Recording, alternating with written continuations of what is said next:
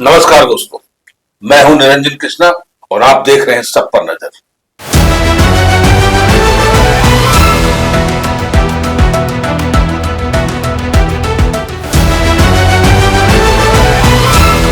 सावधान रहिए, अलर्ट रहिए।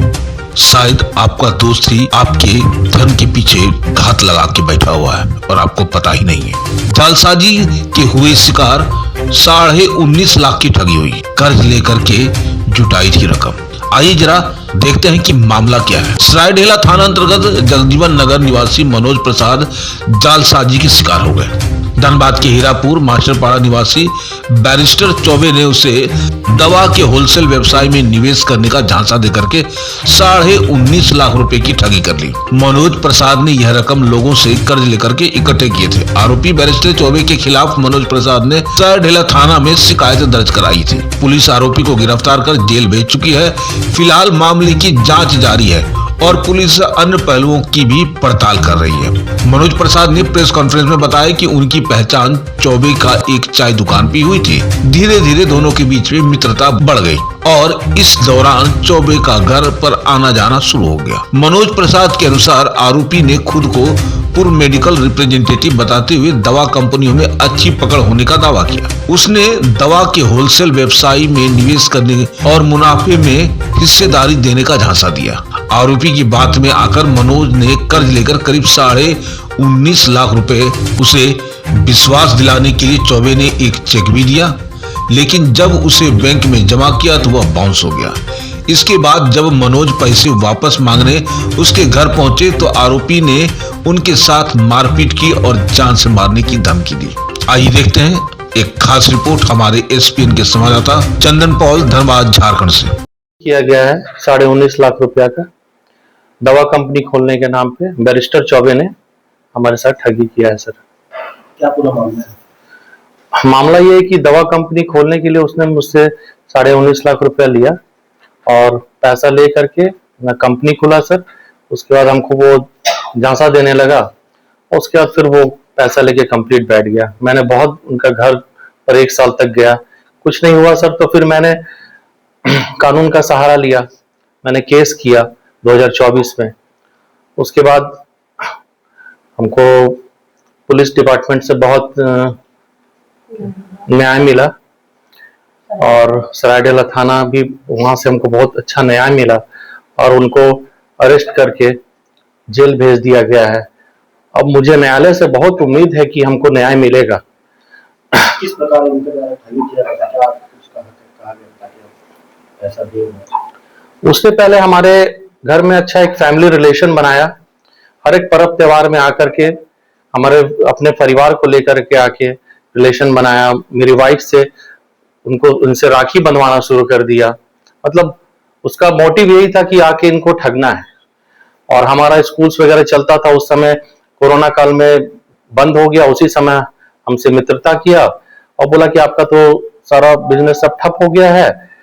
तो मैंने एक लोन भी लिया SBI से, वो सारा कुछ मैंने दे चुका हूँ और मेरा पूरा पैसा लेकर सर बैठ गया। वो पैसा कैसे लिया गया? ऑनलाइन लिया गया? नहीं सर, वो सारा कैश पैसा लिया सर। फिर आपको मालूम कैसे चला?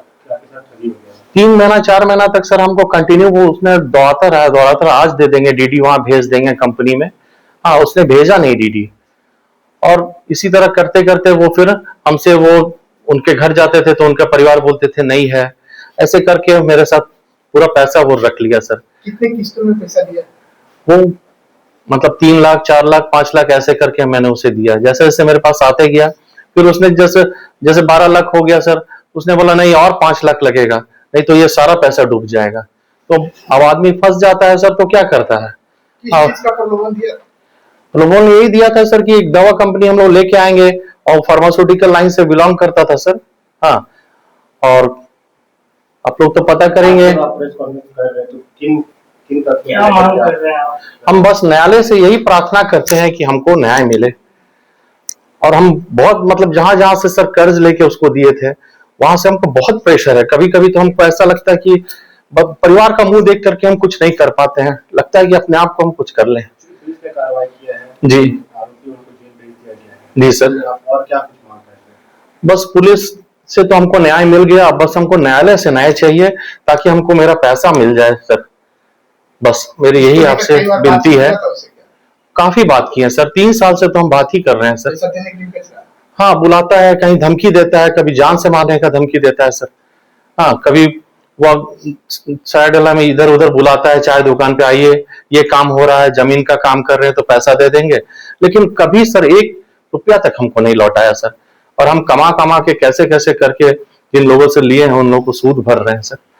क्या लगता है कि वो पहले से फ्रॉड है क्या? हाँ सर, आप लोग पता करिए, काफी जगह वो फ्रॉड किया हुआ है सर। जैसे वैसे एक विश्वनाथ घोष करके हैं, उनका भी कुछ सुनने में आ रहा है कि जमीन वगैरह का लेन देन करके उनका घर मॉर्गेज करा के पैसा ले लिया है। बहुत लोग उससे डरते भी हैं, नहीं जा रहे हैं थाना में। आपको कैसे पता चला कि वो और भी अन्य लोगों से धोखाधड़ी की है? जैसे कि ये आपका जब वो प्रकाशित हुआ न्यूज़पेपर में, तो काफी लोग हमको फोन उन भी कर रहे हैं, आके मिले भी हैं कि हम भी ठग गए हुए हैं। बस यही सर। कहाँ के रहने वाले हैं ये जो आरोपी है? ये मास्टरपाड़ा के रहने वाले हैं, हीरापुर मास्टरपाड़ा के रहने वाले हैं, बैरिस्टर चौबे। कितना उम्र होगा? उम्र आपका वही 38 के आसपास होगा सर। वो अकेले हैं कि और लोग?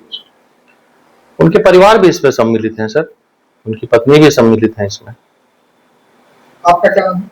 मेरा नाम मनीष प्रसाद हो गया सर, और मेरी पत्नी का नाम हो गया रागिनी प्रसाद। मेरा नाम बिट्टू सिंह हुआ, मैं ये मेरा पूरा अभी चेकअप करवा रहे हैं डॉक्टर्स के पास जाके सर। धन्यवाद सर।